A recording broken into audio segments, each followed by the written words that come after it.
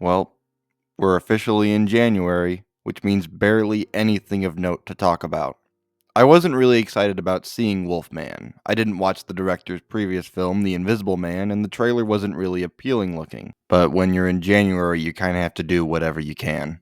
I have a vague history with the Universal monsters. I overall like them, and my favorite aspect of them is due to the monsters being in the public domain for so long, we've gotten some really creative projects, but it also means that we got a whole lot of crap, which is unfortunately what this movie is, for the most part.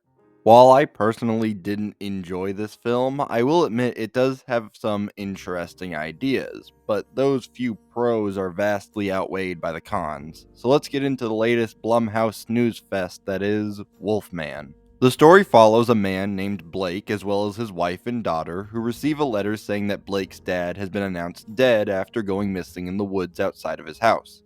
The family goes to the house in order to pack up his things, but are attacked by the titular Wolfman and now have to survive the night, all while Blake slowly begins to lose his mind and starts to transform. The biggest issue this movie has is that it's just plain boring. It's not scary in any way, and the story and characters are extremely generic and predictable.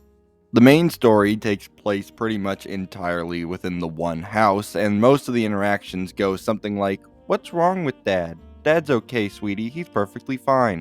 Rinse and repeat for the entire film. Another issue I have with the movie is actually kind of a positive aspect. For the first 2/3 of the film, Wolfman takes the Jaws-like approach of only showing the monster for brief glances, and it adds a lot of genuine fear to the movie. Unfortunately, all of that goes out the window in the third act when the movie decides to give up and shows the Wolfman front and center, which immediately removes all of the tension. Speaking of the third act, this film has the issue most horror movies have, and that's not knowing how to make a satisfying ending. Spoiler warning for anyone who cares. The final section of this movie consists of Blake, who is now full Wolfman, fighting the other Wolfman, and yes, that is as stupid as it sounds. After Blake kills the Wolfman, he realizes that it's actually his father who went missing in the woods, which the movie treats like a big reveal, but it's such an obvious twist that at first I thought it was a red herring, something to distract me from the actual much better twist, but nope, that's just what they went with. At this point, it feels like the film should be wrapping up soon, but unfortunately, it doesn't. Instead, it goes on for another 20 minutes of Blake's wife and daughter making a final stand against Blake. The final stand goes on for way longer than it should and feels like unnecessary padding, which isn't helped out by the fact that nothing interesting happens during it, leaving you with a sour taste. With that being said, there are some pretty cool ideas presented here, like for example, as Blake slowly turns into a Wolfman, the movie shows what's happening from his perspective, with some impressive visual and audio effects. I wouldn't be surprised if the creators came up with this creative idea, but then struggled to make an entire feature-length film around it.